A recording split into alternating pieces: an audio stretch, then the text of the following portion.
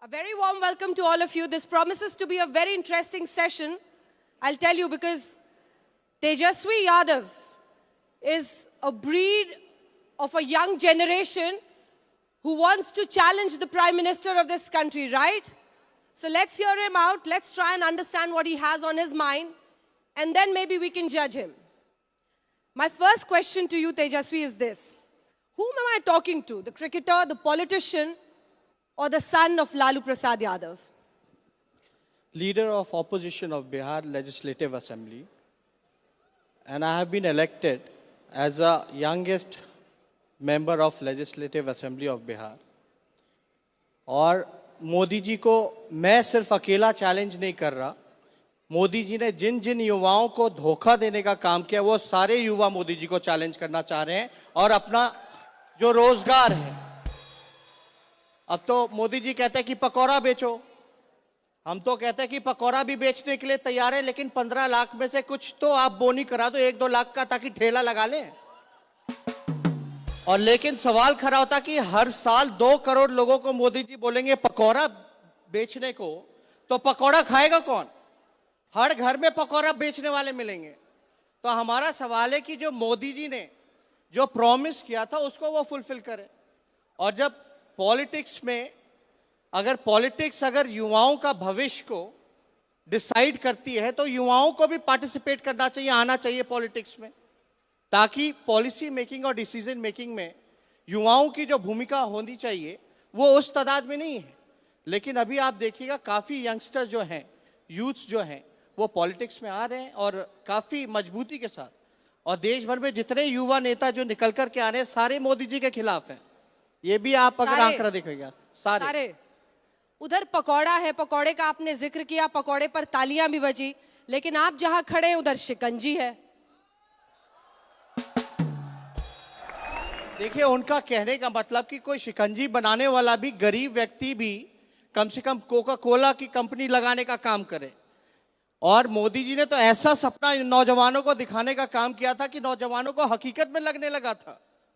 Entrepreneur बनाने की बात थी, क्या हुआ आप बताओ?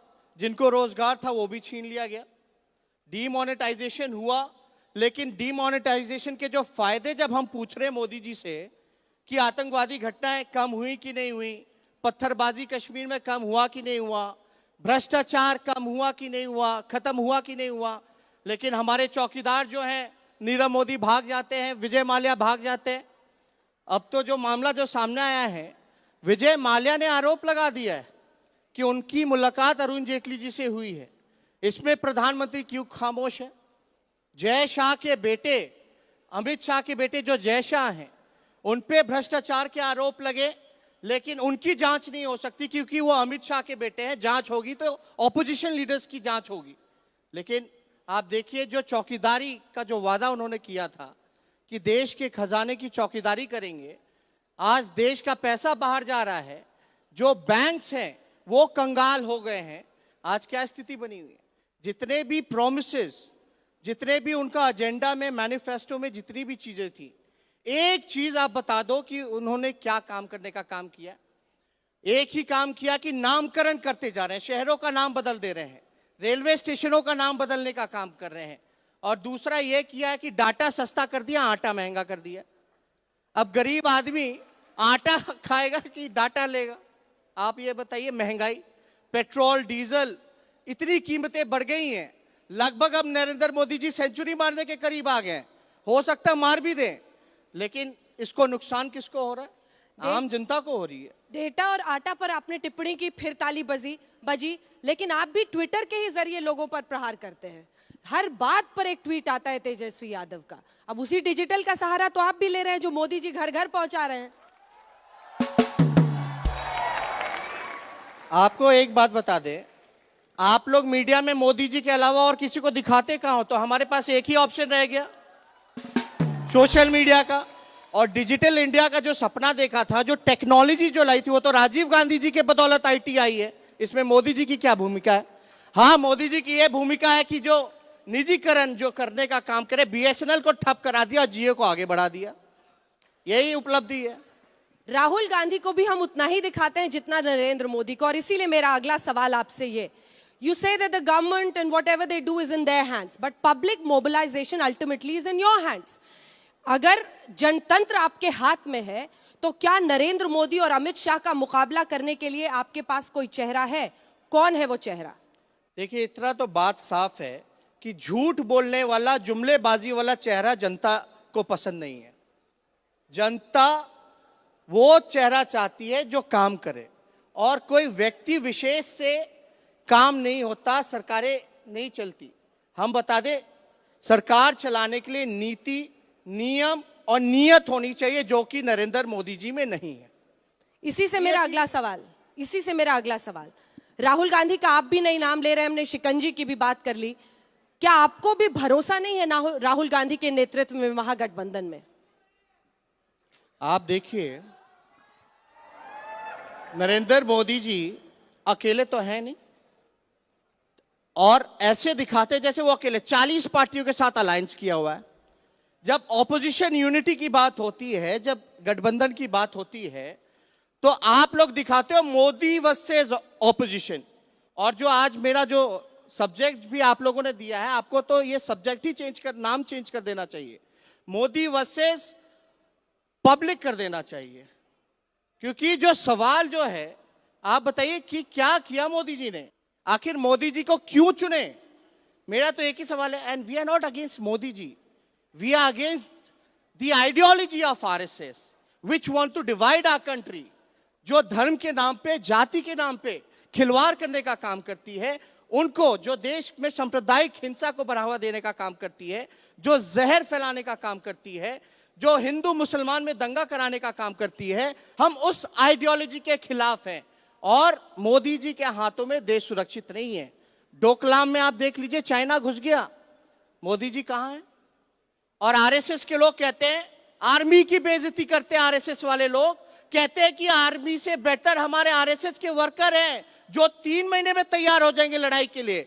जब इतनी गोलीबारी चल रही है कश्मीर में, तो कहां है आरएसएस के लोग? क्यों नहीं जाकर लड़ने का काम कर रहे हैं? कम से कम आर्मी की बेइज्जती ना करें, आर्मी के लोगों की बेइज्जती ना करें। बीजेपी का मंत्री कहता है कि आर्मी जो शहीद होता है, जब डेड बॉडी आती है शहीद की, तो बीजेपी का एक मंत्री नहीं जाता है रेस्पेक्ट में, और मंत्री यह बयान देता है, क्यों हम जाए, मेरे जाने से क्या वो शहीद जिंदा हो जाएगा? और मोदी जी खामोश रहते हैं। मोदी जी के केंद्र मंत्री कहते हैं कि हम संविधान को बदलने आए, तो क्या आप आरएसएस और नागपुरिया के कानून को लागू करने आए हो? वो आरएसएस जो अब तक रजिस्टर्ड नहीं है, क्यों नहीं रजिस्टर्ड है आरएसएस ऑर्गेनाइजेशन? क्यों नहीं है? मैं तो पूछना चाहता हूं, कैसे ये चल रहा है? ये जवाब देना होगा। जो नागपुर में हेडक्वार्टर में जो तिरंगा आज तक नहीं फैलाते हैं, भगवा फैलाने का काम करते हैं, आप बताइए, जो नेशनल फ्लैग का सम्मान नहीं करते, वो लोग आज देश चलाने का काम कर रहे हैं और देश को तोड़ने का काम कर रहे हैं। इसलिए मोदी जी तो आएंगे जाएंगे, कोई परमानेंटली तो है नहीं, कोई अमृत पी के तो आए नहीं है, कोई आएगा, बदलाव होगी। और युवाओं ने ठाना है, बाय इलेक्शन तो हार रहे मोदी जी। अमृत पीकर लेकिन राहुल गांधी आए हैं क्या? कोई नहीं पी के आए, ये तो लोकतंत्र में। तेजस्वी यादव या राहुल गांधी? यहां पर लोगों से पूछें एक बार। आप लड़ाई मत लड़वाइए, कोई फायदा नहीं होने वाला। आप राहुल गांधी की बात करें, मीडिया तो हाथ धो के मेरे और मेरे भाई से ही लड़वाना चाहता है, घर को तोड़ना चाहता है, ये स्थिति है। तो उस पे हम लोग लड़ने झगड़ने वाले लोग नहीं है। वैसे घर की क्या स्थिति है? घर की स्थिति बहुत अच्छी है, लेकिन हमारे देश की स्थिति नहीं। हमें अपना ध्यान अपने घर पे नहीं, देश के लोगों की है। देश की स्थिति सुधरनी चाहिए, ना कि मेरे घर की स्थिति सुधरनी चाहिए।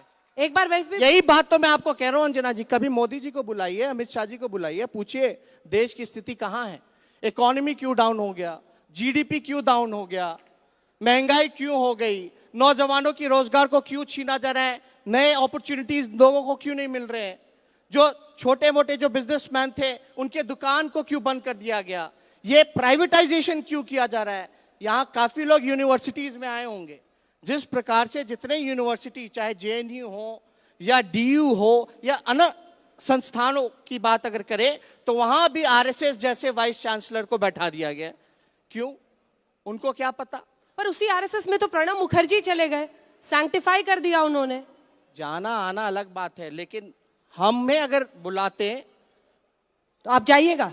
एकदम नहीं जाएंगे। और हम तो जो रजिस्टर्ड ही नहीं है, रजिस्टर्ड है क्या आरएसएस? आरएसएस की तरफ से अगर न्योता आए कि युवा organization नेताओं जो का registered ऐसा ही नहीं है। शिखर सम्मेलन कर रहे हैं, उसमें तेजस्वी यादव आप भी आइए, जाइएगा? जो देशद्रोहियों के साथ हम बैठेंगे, जो देश को तोड़ने का काम करते असहिष्णु तो नहीं हो रहे आप? हैं, एकदम नहीं हो रहे, एकदम नहीं। वही तो आप देखिए ना कि अनरजिस्टर्ड है वो तो आरएसएस, क्यों है, रजिस्ट्रेशन क्यों नहीं करा रही है? अच्छा, आप जरा लालू प्रसाद यादव जी पर आते हैं। कुछ पिता ने आपको एडवाइस दिया, कुछ बताया कि पॉलिटिक्स में क्या करना चाहिए, क्या नहीं करना चाहिए, या कुछ सुझाव ऐसे कि ऐसे बोलो लोग तुम्हारी बात ज्यादा सुनेंगे, ज्यादा करीब आएंगे? कुछ टिप्स उनके, क्योंकि मजे हुए नेता है अपने वक्त के। देखिए, सिर्फ मेरे को ही नहीं, उन्होंने काफी लोगों को आगे बढ़ाने का काम किया है। हमारे जो चाचा हैं बिहार में, पलटू चाचा के नाम से जाने जाते हैं, उनको भी उन्होंने ही मुख्यमंत्री बनाने का काम किया, लालू जी के कृपा से। और बचपन से ही सोशली और पॉलिटिकली हम काफी अवेयर हैं और चीजों को देखा है, एक्सपीरियंस किया है। और आजकल का नौजवान नो से मैं यही चाहता हूं कि आप पॉलिटिकली और सोशली आप जागरूक रहिए, अवेयर रहिए। अगर आपको किसी भी पॉलिसी के बारे में जानकारी नहीं होगी तो you can not ask any question. तो आज के हालात जब ऐसे पैदा हो गए हैं जहां हर एक नौजवानों को खड़ा उठ करके सरकार के सामने सवाल पूछना चाहिए, तो सवाल कैसे पूछेगा? जब तक पॉलिसी के बारे में जानकारी नहीं होगा तब तक कहां से पूछेंगे? इसलिए कहते हैं कि पॉलिटिकली और सोशली लोगों को जागरूक रहने की जरूरत है। जिस चाचा जी की आप बात कर रहे हैं, क्या आप लोग समझे किनकी बात कर रहे हैं? देखिए, पॉलिटिकली अवेयर है। और पलटू चाचा के नाम से जाना है। चाचा पहले बोले तो कंफ्यूज थे लोग। चाचा जी अगर फिर से, मतलब नीतीश कुमार अगर फिर से हाथ मिलाते हैं तो आप भतीजे का रोल अदा कीजिएगा? कोई क्रेडिबिलिटी नहीं है। भतीजे का तो रोल हम अभी भी अदा करें, कितना रेस्पेक्ट दे रहे हैं, नीतीश चाचा बोल रहे हैं। और उसके आगे क्या शब्द लगाया आपने? लेकिन अगर कोई आदमी गलत अगर पॉलिटिकली अगर काम करेगा, बताओ 4 साल में 4 सरकारें नीतीश जी ने देने का काम किया, काम क्या होगा बिहार में? आज इसके साथ, कल उसके साथ, परसों उसके साथ, सारे लोगों का हर घाट का पानी पी लिया। और हमारे पापा तो कहते हैं नीतीश जी के पेट में दांत है, जो उनको आगे बढ़ाते हैं उन्हीं को सबसे पहले काटने चलते हैं। तो क्रेडिबिलिटी नहीं है। वो आएंगे भी तो अंजना जी कौन गारंटी देगा कि वो वापस फिर से पलटी नहीं मारेंगे? ये डर है। डर हमको क्यों होगा? मतलब क्या अगर पहल हो रही है, पहले तो ये बताइए कि पहल हुई, कोई फोन वोन आया? क्योंकि बताया जा रहा है एनडीए में बहुत खुश नहीं है, बहुत भाव नहीं दिया जा रहा है। आपके जैसे सूत्र होते हैं वैसे हमारे पास भी सूत्र होते हैं, तो उसी हिसाब से काफी जानकारियां मिल रही हैं कि नीतीश जी का बीजेपी में मन नहीं लग रहा। मन इसलिए नहीं लग रहा क्योंकि बीजेपी वाले अच्छे से मजा चखा रहे हैं। जो धोखा 2012 में उन्होंने देने का काम किया था बीजेपी के लोगों को, आज बीजेपी के लोग अच्छे से चुन चुन करके उनसे बदला लेने का काम कर रहे हैं। तो उनका मन नहीं लग रहा। लेकिन कभी भी आपने पॉलिटिकली किसी भी मंच पे या कभी भी आपने उनको देखा नहीं। अच्छा, हम आना आपका बड़ा दुश्मन कौन है, मोदी या फिर नीतीश कुमार? देखिए, कोई दुश्मन नहीं है, ना मोदी जी है ना नीतीश कुमार जी है। पॉलिटिकली दुश्मनी क्या है? वो अपनी बात रखते हैं, हम अपनी बात रखते हैं। क्योंकि आप और नीतीश मिले बिहार में तो बीजेपी का सफाया कर दिया बिहार में।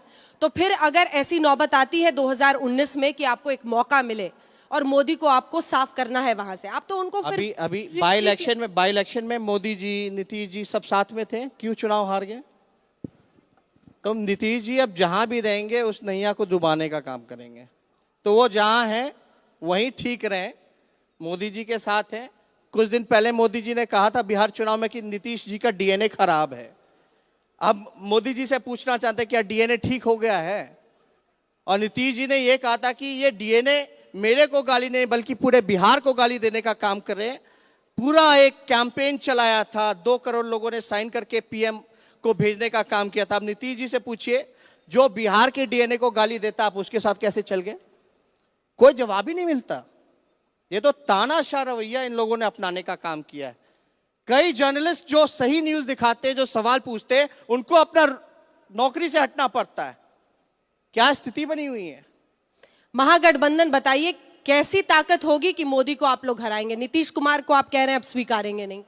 आप सेंध लेकिन मारने की कोशिश कर रहे हैं। रामविलास पासवान के घर में भी कुछ लोग ऐसे हैं जिन्होंने उनकी पार्टी को छोड़ के आपकी तरफ कदम बढ़ाया है। कैसे कैसे ग्राउंड बनेगा? कौन चेहरा होगा? किसके नेतृत्व में मोदी को हराने की नौबत में आएंगे आप? मोदी जी को हराने के लिए महागठबंधन की जरूरत नहीं। मोदी जी को हराएगी देश की जनता, हराने का काम करेगी, और उसमें सबसे ज्यादा भूमिका नौजवानों की होगी, क्योंकि somehow the youth of a country they feel cheated, और ऐसे जिन्होंने चीट करने का काम किया है उनको दोबारा जनता जो है दोबारा सत्ता में नहीं लाएगी।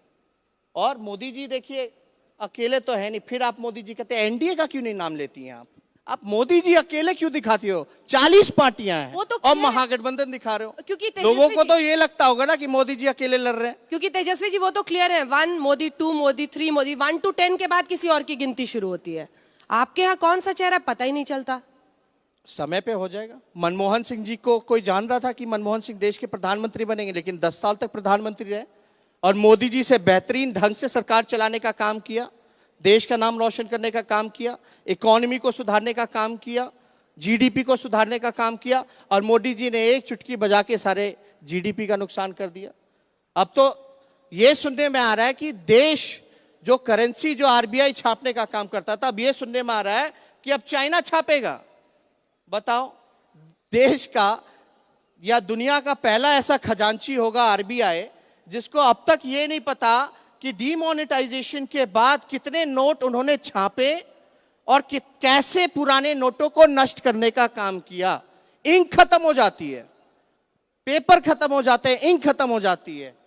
ये देश संभल रहा है। अब मोदी जी खादी की बात करते हो, देश के लोगों को आगे बढ़ाने की बात करते हो, और सारा माल चाइना से करवाने का काम कर रहे हो। कितनी तो सीटें होगा? 2019 में आरजेडी की कितनी सीटें बिहार में? मैं एक बार इनसे पूछे। बिहार पर्टिकुलर नहीं, मैं 3 राज्यों का आंकड़ा देता हूं। यूपी, बिहार, झारखंड। यूपी में 80 सीटें, बिहार में 40 और झारखंड में 14, टोटल 134 सीटें होती है, 134। Currently BJP holds around 115 seats. अगर जिस प्रकार से यूपी में मायावती जी एकजुट हुए, मुख्यमंत्री को अपनी सीट गंवानी पड़ी, बीजेपी के लोग हारे, जो कि गढ़ माना जाता था बीजेपी का, और बिहार में जिस हिसाब से रिजल्ट्स आ रहे हैं और जिस हिसाब से फीडबैक आ रहा है, और झारखंड में जिस हिसाब से यूनिटी हुई है, तो 100 सीट का तो नुकसान बीजेपी को हो ही जाएगा, क्लियर, उसमें कोई डाउट नहीं। यानी बीजेपी जो है मेजॉरिटी में खुद से नहीं आएगी, और 100 सीट माइनस होने का मतलब कि वो दोबारा सत्ता में नहीं आने जा। अगर यूपी, बिहार और झारखंड से 100 सीटें आप लोगों को आ गई, तब तो 3 प्रधानमंत्री देश में बनाने पड़ेंगे। अंजना जी से पूछिए कि ये प्रधानमंत्री 3 कह रही है, कौन होगा चेहरा? अभी तक ये कंपटीशन की बात करा रही है प्रधानमंत्रियों के ऑपोजिशन में, लेकिन पूछे किसी नेता ने ऑपोजिशन के ये क्लेम किया कि वो प्रधानमंत्री के कैंडिडेट होंगे? राहुल जी तो कह रहे हैं सबसे ज्यादा सीटें आई तो। वो खुद को नहीं बोला ना। ऑब्वियसली अगर हमें ज्यादा सीट आएगी हमारी पार्टी को, तो हम तो क्लेम करेंगे ना, ये तो जायज है। तो कोई भी अगर पार्टी को, अगर whichever party will be a single largest party, obviously they will claim it. क्यों नहीं क्लेम करेंगे? And they will ask for the support from there partners. 2019 में नीतीश बाबू का क्या होते हुए देख रहे हैं आप? वो अभी नहीं है तो बाद में कहां पूछ रही हैं? अभी तो मुख्यमंत्री हैं। फर्जी मुख्यमंत्री है, चोर दरवाजे से आए हुए। आप देखिए ना, वोट किसके नाम पे मिला था? महागठबंधन के नाम से। सरकार में कौन है? बीजेपी। तो चोर दरवाजे से हुआ कि नहीं हुआ? जनादेश का अपमान हुआ कि नहीं हुआ? Has he cheated? He's not a chief minister, he's a cheat minister. धोखा दिया है। बिहार में लॉ एंड ऑर्डर देख लीजिए, बच्ची, मासूम बच्चियों के साथ बलात्कार हुआ, इंस्टीट्यूशनल गैंग रेप्स हुए, मुख्यमंत्री was quiet, chief minister was quiet. Why? Because their party leaders and his close aide was involved in it. और आप लोगों ने नीतीश जी से एक सवाल नहीं पूछा, हमको जंतर मंतर आना पड़ा। अच्छी बात है ना, आप पटना से अभी भी, जंतर मंतर तक लेट मी टेल यू, अभी भी जो लोग मेनली इन्वॉल्व थे, अभी भी उनका कुछ नहीं हुआ। क्योंकि बीजेपी पावर में है, बीजेपी के लोग इन्वॉल्व है, और बीजेपी के जो तोता हैं और अलायंस पार्टनर सीबीआई और ईडी जो हमारे पीछे पड़ी हुई है. They claim that when I was a teenager, 13, 14 years old, when I didn't have mustache, they were saying you were doing conspiracy in the railway ministry. How is it possible? I used to play cricket during at that time. I was in school. वैसे cricket और नहीं, आप बताइए ना, 14 साल का बच्चा conspiracy railway ministry में कैसे करेगा जब मूंछ भी नहीं था? तो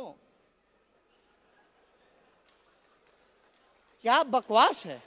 देश कहां जा रहा है? मतलब मोदी जी और अमित शाह के खिलाफ पूछो, तेजस्वी का जांच हो सकता है, मेरी मां का जांच हो सकता है, मेरे पिता का जांच हो सकता है, मेरी बहनों का जांच हो रहा है, मेरे ब्रदर इन लॉज का जांच हो रहा है, मेरे जितने इन लॉज थे सिस्टर्स के, उनके रिश्तेदारों का जांच हो रहा है. आखिर एक ही फैमिली की होती रहेगी. और हम लोगों का हुआ क्या? डीए केस हम लोग जीत गए सुप्रीम कोर्ट से. हम तो जीत चुके हैं, लेकिन फिर भी हम पे प्रेशर डालने के लिए इन्वॉल्व इधर से उधर किया जाए, इसलिए ये कोशिशें कर रहे हैं वो. लेकिन अमित शाह के बेटे जय शाह का जांच नहीं हो सकता. क्यों नहीं हो सकता? क्योंकि वो बीजेपी प्रेसिडेंट का बेटा है और सीबीआई और ईडी उनके मुट्ठी में. चलिए 2019 में आपके पास मौका होगा सत्ता परिवर्तन का, और उसमें फिर देखना होगा आपकी कसौटी और मेरे आपकी पास बात अंजना जी कहां तक पहुंचती है. अगर इन लोगों की कृपा हुई, जनता की कृपा हुई, तो 50 साल राजनीति करूंगा. 29 साल का हूं मैं. मौके बहुत मिलेंगे. मन छोटा नहीं करना चाहिए, मजबूती के साथ लड़ाई लड़नी चाहिए. चलिए 2019 के 5 साल बाद की भी तैयारी कर ली है प्रीति उन्होंने. बहुत बहुत धन्यवाद.